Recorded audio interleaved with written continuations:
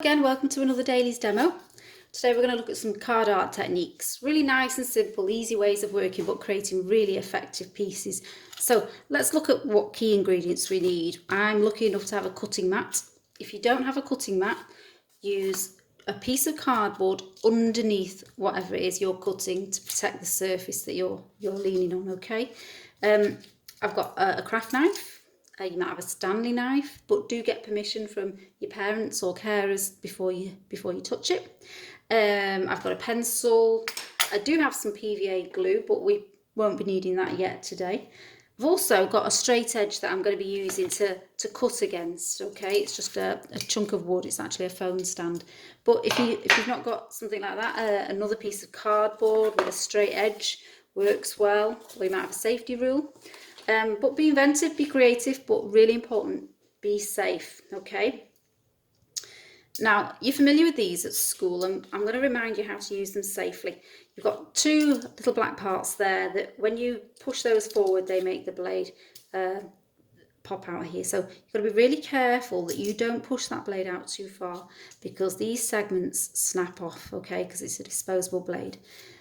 When you push these two here, the blade retracts. You only want the blade to be out just a little bit, a bit like that. And then just push one part back to lock the blade, okay? So that's nice and safe now. Next thing, we'll look at some techniques. Let's start with creating a fold in a piece of card. So you create the effect that you've almost got two pieces of card joining together, but you've not. You've just been really clever about cutting through one of them, okay? One layer. Because if you look at the side of card, it's made up of layers like a sandwich. It's got flat card and then corrugated card, and then sometimes it's got another layer, all right? So it depends how thick your card is, but I'm just going to show you how you just cut through the first layer. I'll use this. So I'm going to lean against that. Now, the line of fire, you'll hear me talk about the line of fire. The line of fire is the direction that the knife is going in. Always keep your fingers out of the line of fire. So because I'm going to be cutting in this direction, this hand needs to not be here because I could push the blade too far and end up losing a bit of my thumb. Okay, so we need to keep this hand well out of the way. I'm going to keep it here for now. Okay, and let's just gently push against there. Now, because of the depth of this chunk of wood that I'm leaning on, I'm going to make my blade a little bit longer, but not much. And I'm just going to cut through that first layer of cardboard. And I can feel the ridges of the corrugated layer underneath. I won't know if I've done it enough till I have a closer look, but looking at that, that looks about right. If I want to check, look where I'm putting my hand as I cut. Up there, out of the way. Turn it around. Now if I bend that there, okay, give it a little snap.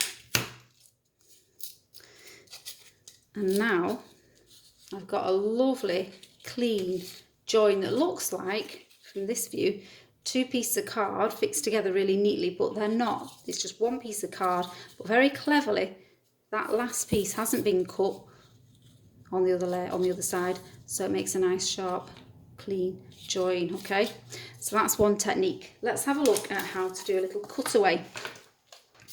I've drawn here a shape. Don't know if you can see, it doesn't matter if you can't. A little rectangle. I'll use this edge.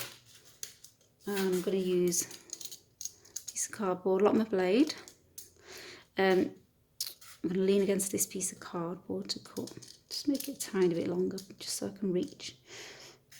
Watch where my fingers are. I'm going to cut through, just like I did on that last piece. I'm going to cut through that top layer.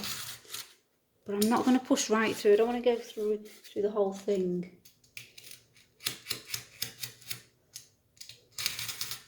I can feel I've pushed through that top layer. Hands out of the line of fire again.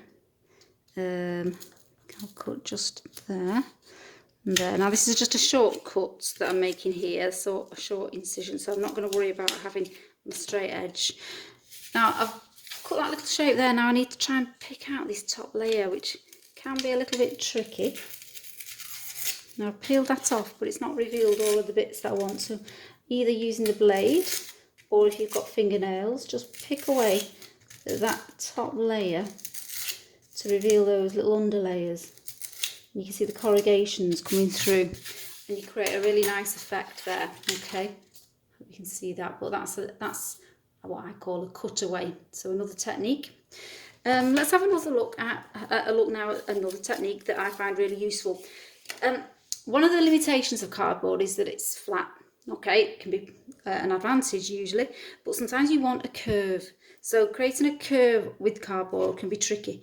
So we can corrugate the card. We can make the card bend by cutting some little incisions. Again, look where my hand is. I'm going to start up here, and I'm going to cut down the grooves in between the corrugations. I can see where the ridges are underneath. Okay, and I can carry that on. So once I've done those little cuts, I can just force the card to bend, yeah, pushing underneath. And I can create a curve. So you can imagine that curve now of the cardboard could be used really effectively in all sorts of ways. Try and keep your lines as straight as possible so it affects the smoothness of the curve. Okay, but there's 3 little techniques: creating curves, keeping nice angles and folds, and the cutaway. Okay, good luck with those.